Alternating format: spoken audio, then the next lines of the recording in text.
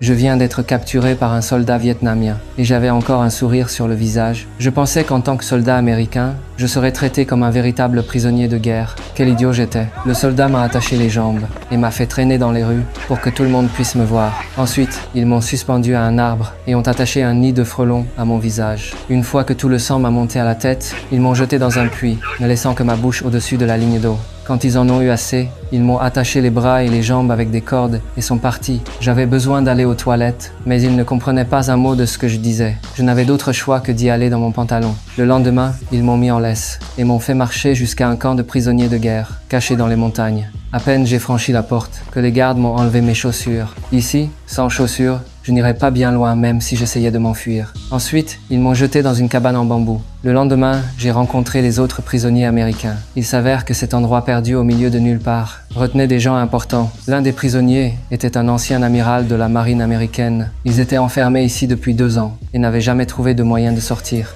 Il n'y avait que 6 gardes, mais chacun d'entre eux n'était pas un amateur.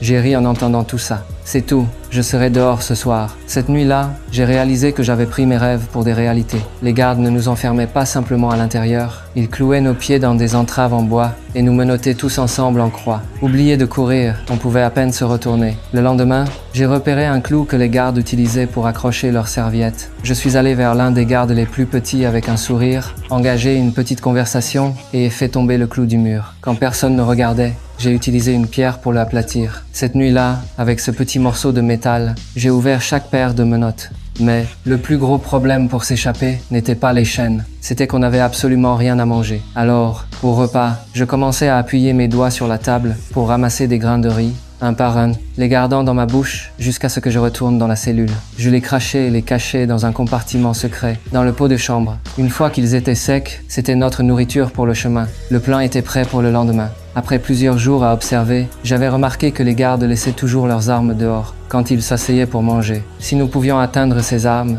nous pourrions nous frayer un chemin pour sortir. Lorsque midi arriva, j'ai vu ma chance. J'ai soulevé les planches du sol, me suis faufilé à l'extérieur et creusé à travers le mur de périmètre et me suis faufilé jusqu'à la salle à manger. Là, j'ai pris les armes et les ai distribuées. Tout était en place. Je suis entré en premier et j'ai éliminé les gardes pendant qu'ils mangeaient.